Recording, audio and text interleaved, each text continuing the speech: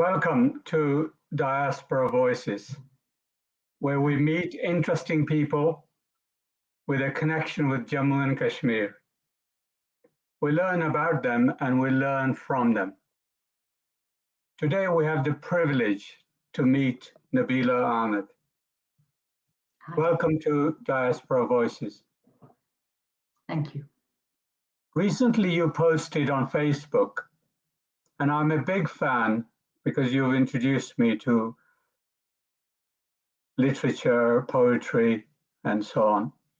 And recently you posted, after hearing stories, writing stories, I realized we too are just stories. So let us try and give our viewers a glimpse of your story. Just tell us briefly what you do currently. I teach part-time. I'm in adult education, and the rest of the time I'm a freelance writer, poet, spoken word artist. Okay, and where do you do that? I do that in Bradford, West Yorkshire. Okay. Have you lived there a while?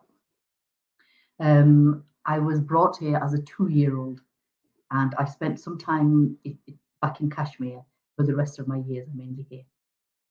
Okay. So just give us a bit more detail of what that life has been made of. Well, I don't have any memories of Kashmir before the age of 2. So my earliest memories are of Bradford streets, growing up here, a close-knit community, lots of family, lots of friends around, schools which weren't just single race and a large mixture, and that's quite a nice childhood, playing out in the streets a lot, gathering raspberries and blackberries and roses and making perfume, things like that. Okay. And you went to school where you're living, and Yes. college? I'm a combination of 2 countries. So my education from age 2 till 9 is of Bradford in England. And I left in primary school and moved to Kashmir. In terms of my granddad was poorly, my dad was the only son, so we moved back to look after him. And I stayed there for 7 years, and I completed my metric in Pakistan. I returned here, resat my GCSEs in 1 year, went to college here, and I graduated from here. And then later on, I've done a postgraduate diploma and masters from England. Okay. Just give us a bit of an insight into your Kashmiri side of the story. Your family are from Kashmir. You said you came to the UK first time age 2. Was that the first time, or was your family here already? My dad was here. Yeah. My dad was here already. So my dad and uncles worked in Yorkshire and Lancashire mills. I came at age 2 with my mum for the first time. My mum was coming for the first time. I came with my mum and my older brother. It was 77. And we settled in Bradford because my auntie was here. So we had family support. And I went back when I was 9. And in terms of Kashmir, I'm from Mirpur region. Right. So I'm from the hills of Mirpur. And actually, in terms, my village is called Mungra, and it's literally a hill with streams all the way around it that are dry all year round, apart from when it rains. And there's only 2 houses, my granddad's and my granddad's brothers. So when I went back, it was a nice little culture shock, going from a city to absolutely middle of nowhere, and there was nobody around. Yes. So you've talked about where home is, I think one of the poems you posted recently was, I think you mentioned Skipton, and it was, and you posted some photographs because you always post photographs to go with your words, and you posted some outdoor scenes and stone walls. So just elaborate on that. Well, you know, you're a product of two places, two cultures. You live now in a very diverse society, diverse place, community. What does home mean, and where is it? I think I've developed a famous saying, according to me, and I basically say that those of us who leave home, one home, we belong to two homes, and you love them equally. But sometimes that makes us homeless, because if it doesn't suit one particular home, they don't want us anymore. So we sometimes, most of the time, we're very rich people. We have two heritages, we have two homes, we belong to two places, and occasionally we're homeless because neither of us, really want us. And I think the longing is what I associate with home. Is that if I'm in Bradford, I have a deep longing for home. That sense of when I went as a 9-year-old, even though I was very little and I hadn't directly experienced much racism, I was aware of skinheads at that time and etc. And I remember a particular incident of walking with my mum and my papa on the main road and a car parking up, and these guys who were punks sticking their heads out and telling us to fuck off, packies, fuck off back home. And my mum and auntie saying nothing at all, absolutely nothing. And I must have been 4 years old, and I was terrified. And now as an adult looking back, they must have been terrified. They never said anything. They didn't sit. They didn't look at them. They didn't mention it. When they went home, they never told anybody. And I was aware of the other, even though I came from a school which compared to now, where we'll have white schools and Asian schools quite often. In my class, I had a huge mixture. So I had Hindu children, Sikh children, Muslim children, Christian children, atheist children. We were a right lovely mixture, and had a really lovely experience at school. But there was something about, even as a 9-year-old, I was aware that sometimes people can say to me, you don't belong here. And when I went back home to Kashmir, there was like I said, I belong to a very idyllic, beautiful place in Midway, and my grandparents would tell me about building, digging the farms with their hands, with their oxes, and they had pride and names for every single plot. That's so much. There's so many stories to tell me about every single piece from that hill that we lived on, and I always felt like suddenly there was nobody that could ever dare say to me, "Go home." That was my home, and it was very sort of very clear from my grandparents that you belong here and this is yours, and nobody could ever say anything to you. And I loved that sense of security. Even as a child, I thought, I like this. I like the idea of this. This feels safe. And yet I know when I did the years, even though I was a child there, I remember thinking, at night time, I really miss Walker's cheese and real crisps. I would like some fish fingers now. I think I'm ready to go back home. So often it would be food and different things. But then sometimes it would be the weather. It'd be really hot, and I miss, being home. I miss my friends, my school, and the different things. So I'm very aware that people who like me, and there's lots of us who belong to two countries, we're not going to find peace. Wherever we are, we long for the other place. And I reconciled a while ago when I went back to Kashmir after 20 years that I kind of needed to make my mind up where home was. And after that trip to Kashmir, I realized Bradford is definitely my home. This is where I couldn't live without. But as you see in my posts and my poetry and everywhere, I don't think I could live without Kashmir either. Yes. I think one writer coined the phrase imaginary homelands, that you can be in one place and simultaneously be living in lots of other places.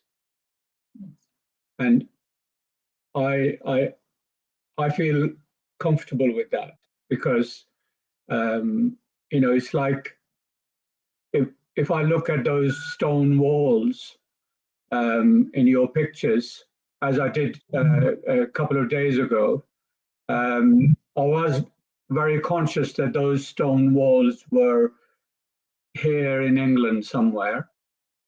Yeah. But actually, for me, they took me back to my childhood. I had an uncle who was an expert stone waller, and I used to stand there watching him. He knew which stone went where, Yes. and no other stone would do.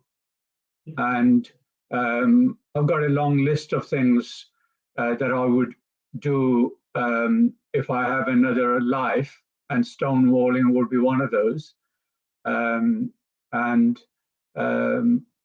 So you can look at one thing, you can listen to a sound, or I don't know, do you have, you mentioned foods. Are there particular foods that that remind you of home? They are. Like I said, when I was there, it was fish fingers and jam and some Walker's cheese and crisps when I was in Kashmir. When I'm here, my hala used to make homemade jar, and my mum went after a while and she smuggled me a little bit back into England, and she opened it up and I wouldn't stop crying because the smell of it just instantly took me back home. And we make mukkan here, but the mukkan there used to taste different. The smell of gyo from back home, and dried bear from our own area, and going into the fields getting kumma when they were just like, just about, it's ready. So yeah, a lot of foods, but also sounds, like you were saying, sounds. So in terms of, I've deliberately bought a house where I've got an average size house but a very big garden, and people from my family, when they come, they joke, they say, have you found your brother? Because they look around and all I've got is trees and there aren't many houses around, and there's always birds singing and a lot of greenery. So I think we do look for a home within a home. Yes, you mentioned stuff growing in the fields near, just at the bottom of our house. There was a field that used to have corn, muck growing, and I always associate being scared because there was an animal that used to, we were told as children, there was an animal that would be in there. After years of kind of thinking about it, I think it was a porcupine. Yes. I think it was called a say. And whenever I see a field full of corn in England, I have to go and either stand in the field and imagine, whether there is a porcupine in that field, and take photographs, lots of photographs. And I have to do that wherever it is. And so these I've got completely opposite memories of you. I remember Okay. saying stories, but our cornfield, our Makanibari, was right in front of our house. And every year when it was corn season, the first about 2-3 weeks, the corn it's just tiny little seeds. It's the sweetest thing you'll ever have. And for the first couple of weeks, me and my sisters, we used to walk into the field with our laps ready, and we used to think we're only going to get two. You pick one that looks really nice, you get another one. By the time you finished, you had like a full gun of a maca. You came home, and we lived on that for a couple of days. It was the best thing ever. So every time I see it, I've forgotten the stories about say, even though I knew it used to come and people guarded and looked out for it because it would take your corn.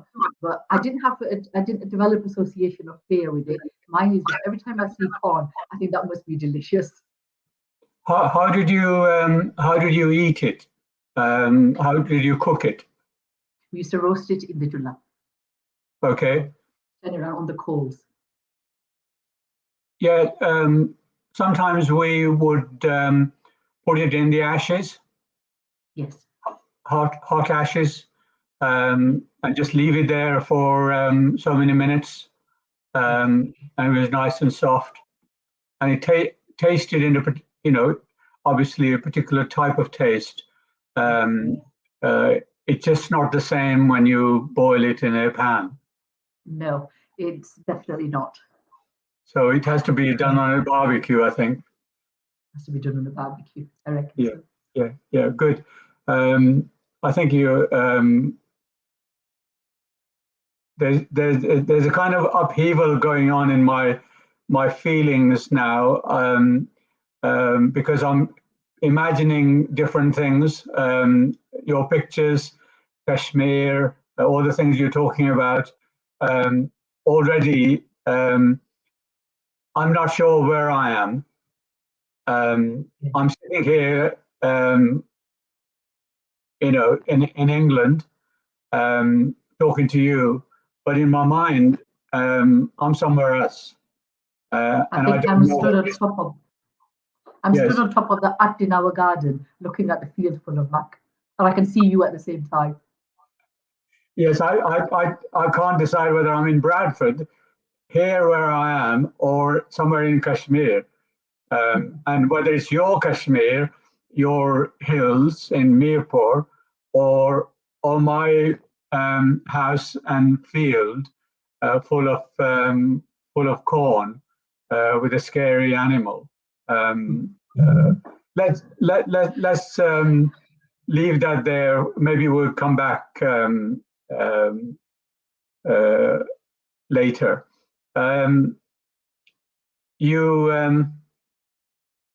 You write. I know very little about your teaching as a profession. I imagine as a way to earn a living. Maybe we'll come back to that. Let's talk about your writing. Just explain to the viewers, people who don't know you, what that's about, what you write, how it started, that kind of thing. I'm one of those fortunate people who didn't know what they wanted to do for most of their lives. So I graduated with a degree in business, and I worked in marketing and project management. And then I decided I took 5 years out to have my family. And during that time, I was adamant. I've always been adamant that I will do a job or do things that mean something to me, that are of some service to people, and that are my passion. Now, finding that has been one of the hardest things. But at that time, what I remembered was that as somebody who stammered and used to teach on speech therapy programs, I enjoyed working with groups and I enjoyed working with adults. So I retrained and qualified as a teacher to work in further education. And I'd been doing that, and I was hitting age 40, and I was thinking, this life is so long. Is this ever going to finish? And I kind of had to kind of look and think, why am I so ready to leave the world? I'm turning 40. And eventually kind of clicked that I'm not doing what I really want to do or enjoy. So I made some changes and started doing other things that do make me feel alive. And one of them was that I started to write. I've been creating stories since I was about 7, 8 years old. And so in my mind, I would create very, very long, elaborate characters and scenes and settings and stories and people and worlds that were going on. And they would go on for days and weeks and, etc. I never wrote anything down. And I have read all my life, but I never thought that I could be an author. And I love poetry, but I never thought I could be a poet. For some reason, those things didn't link. I mean, it wasn't people like me who became authors or poets. I didn't, we just don't do those things. So I never thought that that was something I could take up.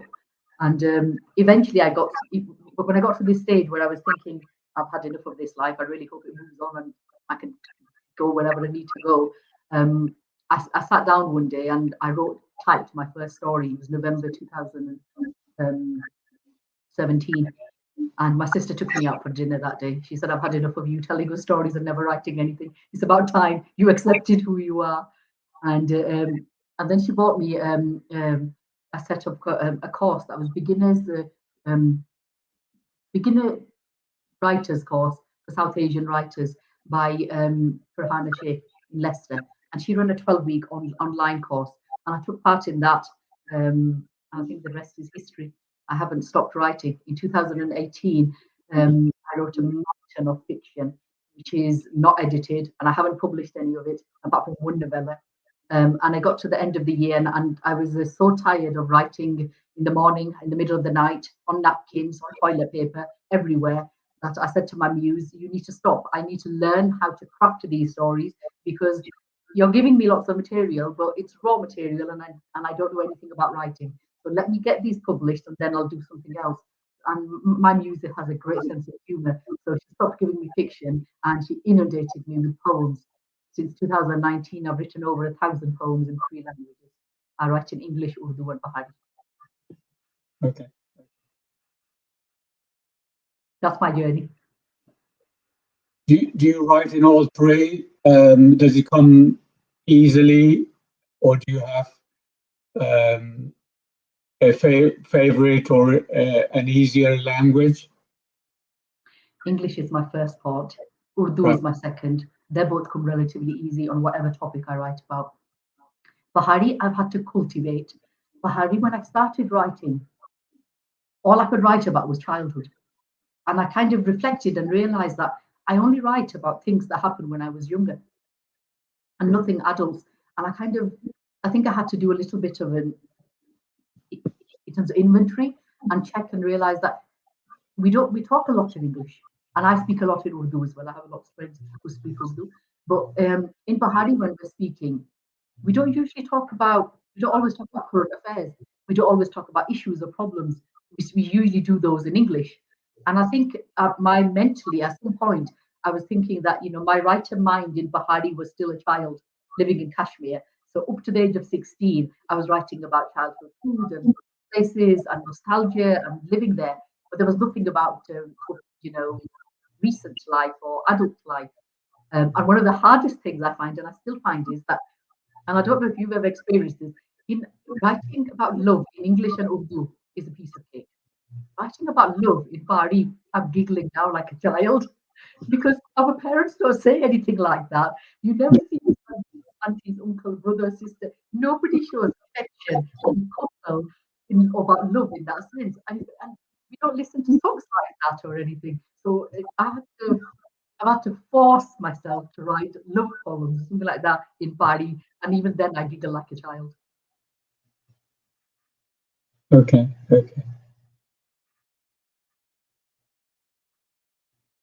I think recently I've come across a quote that I might use in something I'm writing about Bahari, and you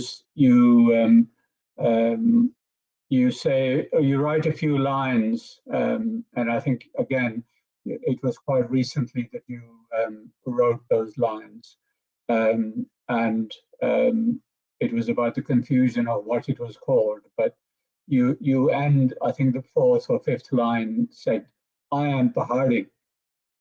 It was pretty definite. There was no confusion, no question. It was definite that the language is called Bahari. I think I'm finding that a frustrating journey. I'm finding that quite an upsetting journey as well, because it's something that we don't even acknowledge. I find it's, when you're aware of something is sad or something, then, everybody's aware. I find that in my language, we have so many different names for it. When I stayed here, I don't remember ever saying, apart from the Apnis Ban I never heard of a particular name associated with it. And when I was in Kashmir, everybody spoke the same language, and I don't remember anybody referring it to it as any language. So there isn't a sense of identity or pride or unity associated with it. And then when I come back and here, people sometimes would say, "You speak Mirpuri." Now I'd stayed there, and I remember Mirpur when it included Chikswadi and Itubdadial and Kotli with it. And even then, I knew that people outside this area spoke exactly like I did. So I knew that my language was not Mirpuri. I knew that much. And then I'd have people who would say to me, you speak Patwari, and because Gujarati people speak it as well, and Mangla speak it as well, and etc. And I thought it's probably called Patwari then. And then people would say, but your language is Punjabi, and I was aware of lots of different dialects within Punjabi, and I thought maybe the overall umbrella language is Punjabi, and it took me a long time to kind of realize that no, because on the other side of the border they speak exactly like I do, and that's never been part of the Patwara region, even though Mirpur may have been. So and the language overall used is Pahari language, and I suppose I can understand one of the reasons why. Like I said to my son, I said, what do you think our language is? And he said, Mum, we speak Putwari, don't we? And I said, and how about if I call it Pari? He said, well, people are going to think you're jungly, aren't you? Because people are going to think Pari, but they in that sense. And I thought, so just the name of the language has got so much weight and, the associations with it. He wasn't really happy to call his language Pari because he thought, people don't think you're just from the hills then, aren't you? And the associations are going to be negative. But I think I'm sticking to the word Bahari because I think it is spoken in Kashmir, it is spoken on both sides, and there is a difference between Bahari and Punjabi because I can understand Punjabi speakers. Punjabi speakers don't always understand everything I say. And Patwari's, closest to us, but they've got a few different words as well. But when I speak to people from the other side of the border, Rajouri and etc., different areas, our language is exactly the same. And people in Muzaffarabad speak like me as well, and etc. And I think Bahari, and I don't feel ashamed of it because I've always been very proud of that little hill that I belong to, surrounded by other hills with, the gusts coming down only when it's Savan time and dry the rest of it. I absolutely love it to bits. And I'm perfectly happy with being from the hills and speaking a language that is for people on the hills. Yeah, I think you're right about how we come to name such things. I think in a place where everyone speaks the same language, there is no need to label it. And I think it reminds me of a couple of Black writers. Frantz Fanon was called by a child in France. He said, "Look, Mommy, a black man." Yes. And Frantz Fanon realized that he was black as a result of that encounter. And Stuart Hall, who was a writer, commentator, sociologist, well-known, and he hadn't thought of himself as a black person until he came to England. And he then went back to Jamaica, very conscious that he'd become black by being amongst people who were different from him. And so I think one of the benefits of living in a diverse world is people ask you questions, who you are, where you come from, what language you speak. And you can't just say, well, I speak my language. They want to know a name. I feel there's more to ours, though. I feel that, I feel in the sense that if people are from Punjab, they know they speak Punjabi. If they're from Sindh, they know they speak Sindhi. I have lots of Pashtun friends, and they're incredibly proud of speaking Pashto. Whereas as our language, I feel, I don't know the history, I haven't researched enough, but at some point, somebody has decided that these people's identity needs to be weakened. and they shouldn't be united, because a language does unite you and it does give you an identity. And at some point, somebody has decided that these people shouldn't really know who they are, and that's the people we are.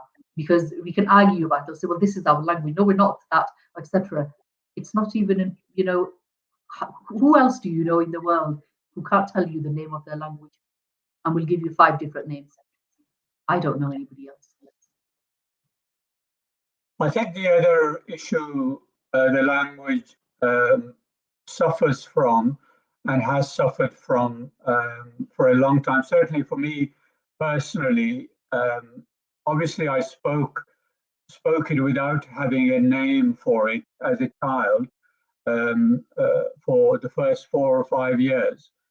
And then I went to school in Kashmir, where I was living at the time, and went to school, and the books I was reading were not what I was familiar with. There were new words, new ways of structuring the words into sentences, and actually having to learn. And then I remember coming to the UK, where only English mattered and counted in a mainstream society. So I think our language, Bahari, suffers from certain negative attitudes towards it in Pakistan. I think they all do. I recently, well, for a long time now, I mean, you'll be aware that any of the films that we watch in Pakistan, if they want to make somebody who's a security guard, they'll choose somebody who speaks Pashto.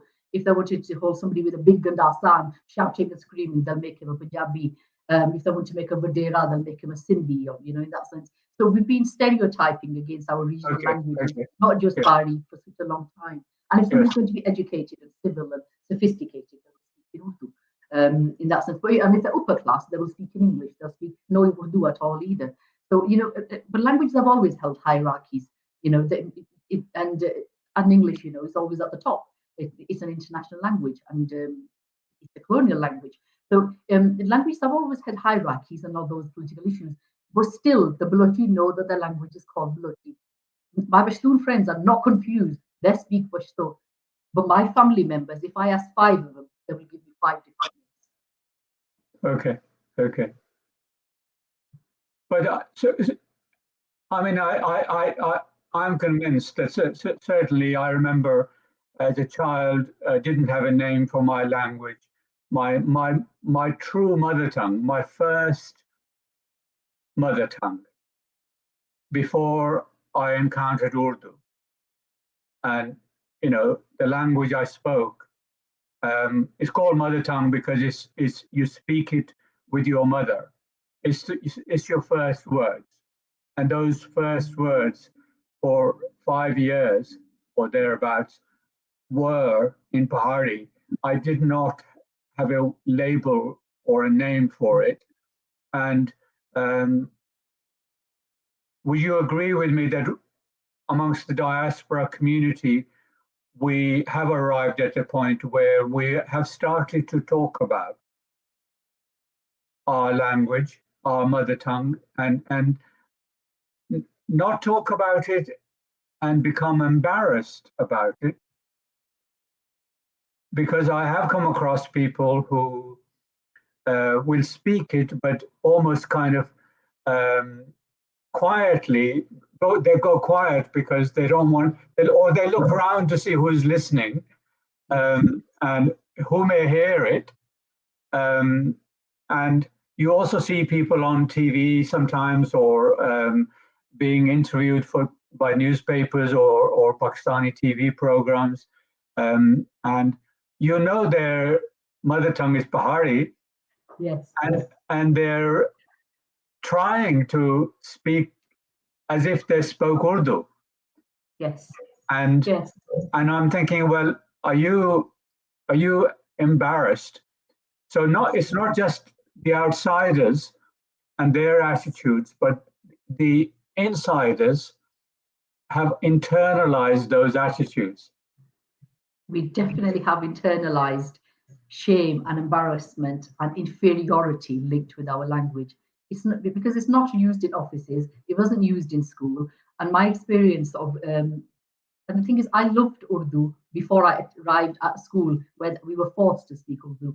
So I left from my village school doing middle school and then went to Kalgar, and there we was like everybody had to speak Urdu. And if you never spoken it at home, and our teachers didn't speak with us in Urdu in middle school, so when we arrived there, you would obviously end up throwing one or two words of Mari in there. So you didn't know the Urdu word for them, and people would laugh at you, and it was humiliating. And that was the nature of it. That you were Pendu. That was basically you were village people if you couldn't speak Urdu properly. Well, I had an obsession with reading, and I'd read even the paper that I bought for Korean used to get read. So my Urdu was very good. So I didn't have suffer from that. But on top of that, without knowing that language as a hierarchy, I learned that if you can speak English, you're the bee's knees.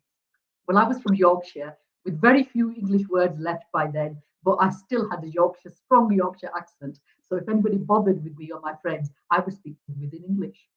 So I navigated that without suffering the humiliation. And in terms of speaking in Bari, it's funny because I'm 46 now and I'm a teacher and I'm going into schools as part of the National Literacy Trust here in England. We've developed one of the projects where I'm going into secondary schools and I'm doing a poetry workshop. The students have been going to visit Bronte's parsonage, and then they write some poetry. We've sent them a scheme of work with poems with different languages in them as well, including one of mine, which is from Kashmir to Yorkshire. So they read that, then they write their own poems. And I go in for one visit and I talk them through the poetry. We do an open mic, we listen to their poetry, and I share mine. And each school I've gone to in Bradford, I've known exactly which children speak Bari because they sit there giggling. As soon as I start speaking, they can't stop giggling. And it was lovely because I knew exactly who they were. They were laughing and giggling. It was also quite sad because the giggles were almost, like you said, embarrassed giggles. Like she's saying that in a classroom, in a school. She's speaking our language, but she's saying it in school. So it's like you're not allowed to. Like it's how can you in that sense? And I feel like I've learned mostly from my Pashtun friends more than any other language ones that they've got a sheer pride about Pashto. They've got to, embarrassed like we do. We are all have that internal embarrassment about it. We would never give an interview on TV in our Zban. It always has to be Urdu. And whoever's got the most standard Urdu, like you do with the standard English, has got the most kudos because they can speak it, whereas most of our people can't speak it very well. But we'll never speak in our own language because it's not good enough. And I'm, as you know, very stubborn like that. I will speak in Bari perfectly fine. And if you think it's not good enough, well, there's a lot of substance here. Deal with it. Yes. So I think I remember from the COVID period, you wrote a poem in 3 languages about COVID. And I used it a couple of times in with teachers and so on. Have you got it to hand to read it for us? I do. I'll start with the Bari version. It's a different poem in Bari, and the Urdu and English are the same poem. Okay. So it's called Changa Corona Aaya Hai. Changa Corona Aaya Hai. Na kuse ki salam diyo, na gale milo. Na kuse ne ghar jao, na kuse ki bulao. Ye Changa Corona Aaya Hai. Bade andar bei bei akki ge. Bacche gema kheri kheri thaki ge. Ye Changa Corona Aaya Hai. It na msiti juma na tarawi. बस छोड़े रोजे गुजारी ये चंगा corona आया है अस्तालू जानिया डरने लोग बुढ़े बच्चे मरने लोग चंगा कोरोना आया है स्कूल बाजार सारे बंद हर मुल्क है चीज बाया गंद चंगा कोरोना आया है वाह ने साफ हो गई है ओजोन लेयर भी सीन गई है शायद चंगा कोरोना आया है सारे राती फिर दिसने पानी सारे शफाफ हो गए Shayad jangai corona aaya hai. I wrote this at the time when people were posting pictures of dolphins in Venice and saying the waters are so clear, the dolphins have returned, and the skies are clear because there's no aeroplanes there, and the Yes. ozone layer is being seen, sewn up. And everybody was like, maybe it's a blessing from God. So that was that was the part Yes. of the ending. And then the poem was in Urdu and English, and it's the same, so it's just translated. Okay. And it says, कहते हैं corona किसी तरह की तफरीक नहीं करता. कहते हैं corona किसी तरह की तफरीक नहीं करता. कहते हैं एशिया और अफ्रीका के लोग ज्यादा मर रहे हैं. They say corona doesn't differentiate at all. They say Asians and Africans are dying more. कहते हैं कोरोना किसी तरह की तफरीक नहीं करता. कहते हैं केयर होम्स में बुजुर्ग ज्यादा फौत हुए. They say corona doesn't differentiate at all. They say more elderly have died in care homes. कहते हैं कोरोना किसी तरह की तफरीक नहीं करता. कहते हैं यूके की अमवात दुनिया में नंबर 2 पे है. They say corona doesn't differentiate at all. They say the deaths in the UK are at number 2. कहते हैं कोरोना किसी तरह की तफरीक नहीं करता. कहते हैं पर पढ़ाई हर बच्चे की नहीं चल रही. They say corona doesn't differentiate at all. They say but not every child has access to learning. कहते हैं कोरोना किसी तरह की तफरीक नहीं करता. कहते हैं शर्मिंदगी से चंद लोग भूखे भी सो रहे हैं. They say corona doesn't differentiate at all. They say some good folk are sleeping hungry out of embarrassment. कहते हैं कोरोना किसी तरह की तफरीक नहीं करता. कहते हैं कुछ लोग इसके फैलाने के बहाने भी मार रहे हैं. They say corona doesn't differentiate at all. They say some are using its spread as an excuse to kill others. कहते हैं कोरोना किसी तरह की तफरीक नहीं करता. कहते हैं कि बाज खौफ मौत से भी बढ़कर होते हैं. They say corona doesn't differentiate at all. They say some fears are worse than death. कहते हैं कोरोना किसी तरह की तफरीक नहीं करता. कहते हैं तन्हाई से कुछ ज़हनी अजियत से ही मर गए. They say corona doesn't differentiate at all. They say some just died from loneliness, others from mental health. Beautiful. Thank you.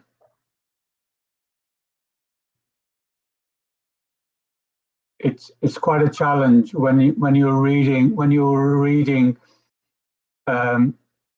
If you separate it out in terms of the language, so you read Urdu, and I know I'm listening to Urdu, and then you start reading English, and I'm thinking, now she's going to speak English. But when you're doing it one after the other, if I don't consciously think about it, it's almost confusing as to which language is going in, because I understand both of them, and it will be interesting when you read it to people like that. It'd be interesting to see how they receive it. But certainly, I think. Sorry? I've shared it at open mics, and yes, people generally like it.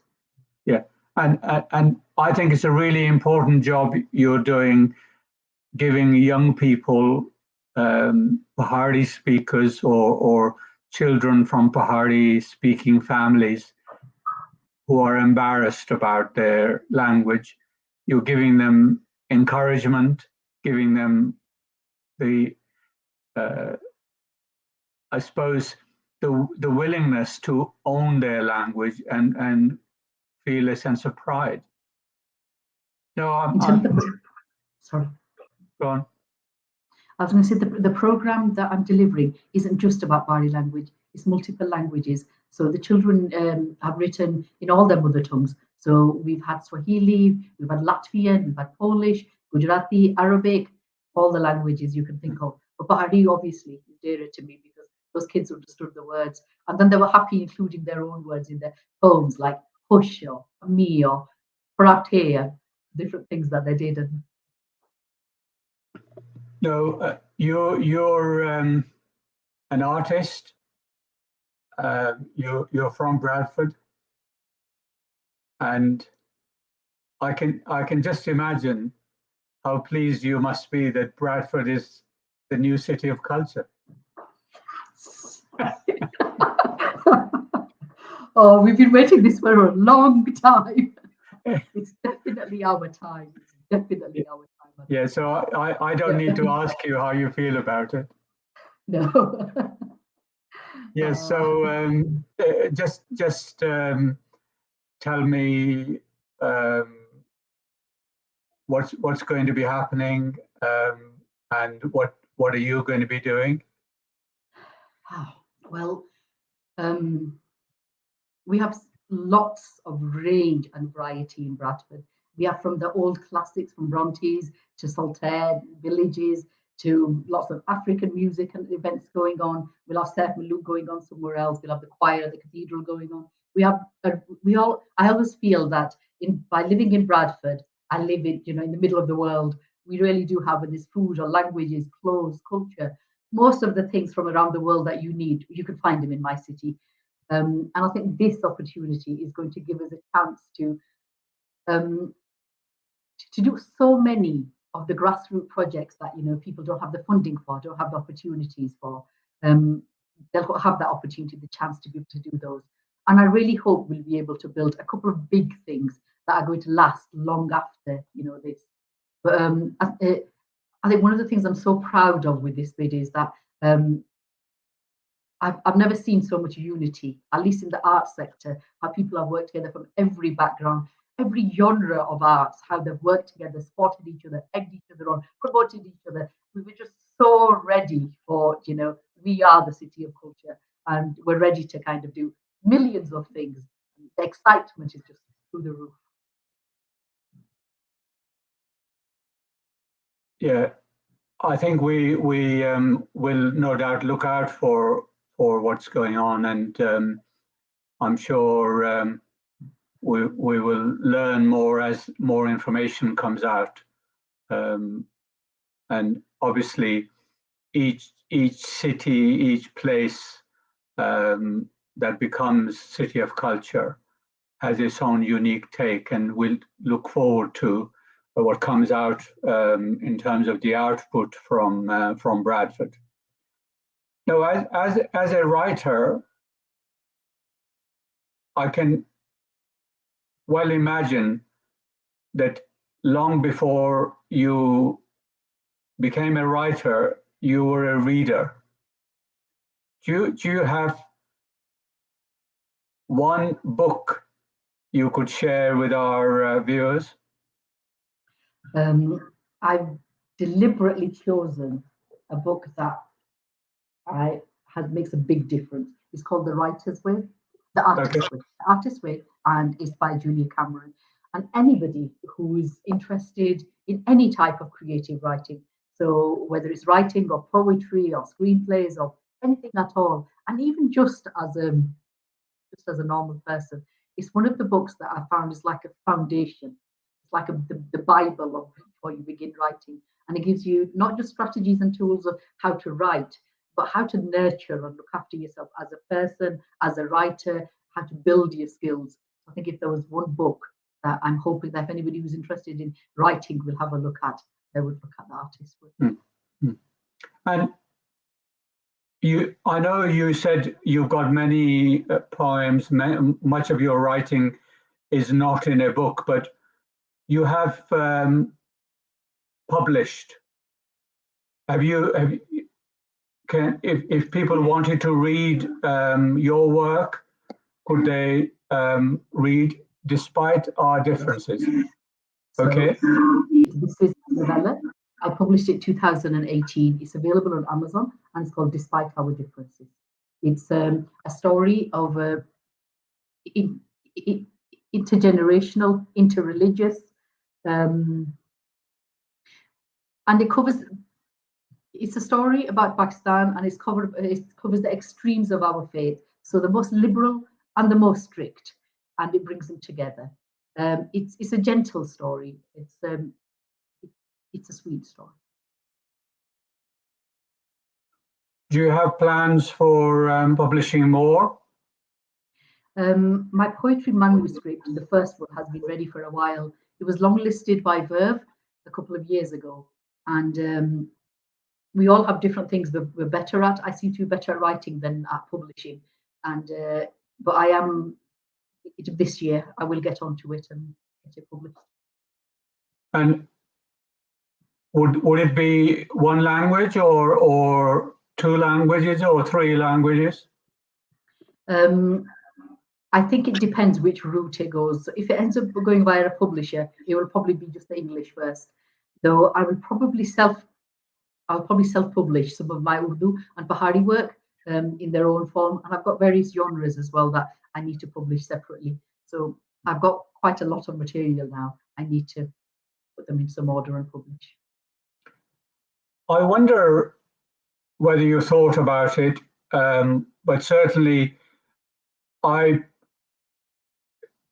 see Pahari less as a written language, more as a language you hear and you speak.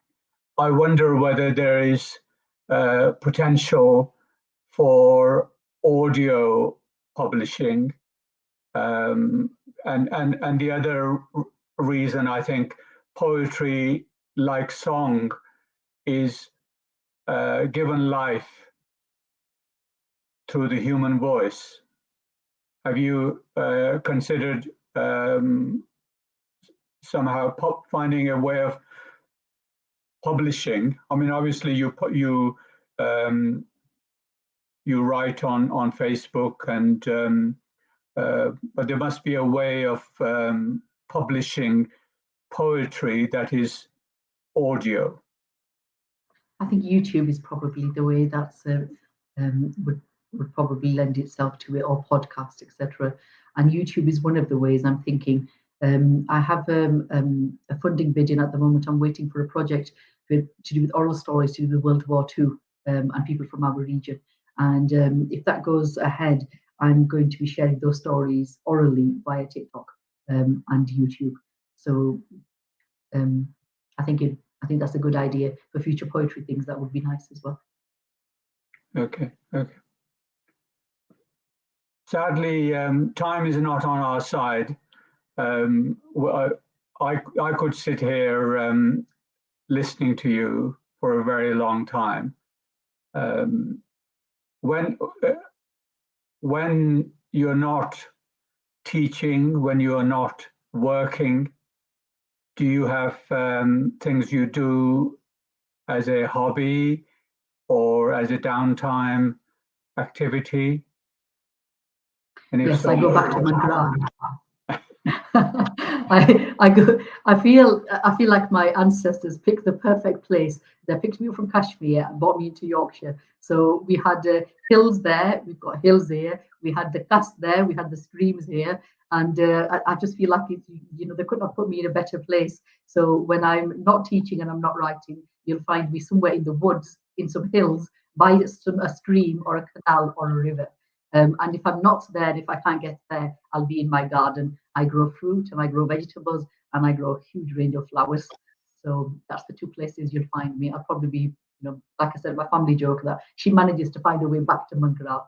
So I live in Bradford, back in Mangra. Yeah, for some strange reasons, I just remembered a photograph of your family. I think it's your boys skimming stones. Yes. It was the Lake District. Yes. We end up in the Lake District a lot. Yes. Yeah. Well, it's been a pleasure. It's been a real pleasure to spend a bit of time with you, and thank you so much for sharing, giving us a glimpse of your life, your works, your creativity, and your almost a type of campaigning on behalf of bilingualism, multilingualism, on behalf of Urdu, Bahari, and as well as English, because English is your language, our language, and it all goes with being who we are as people who you are as a person, coming from being born in one place, growing up in another, going back to another, and having homes, imaginary homes, real homes in different places. So thank you very much. Keep up the good work. Thank you very much for the opportunity. Okay. I really enjoyed it. Okay, good. Thank you.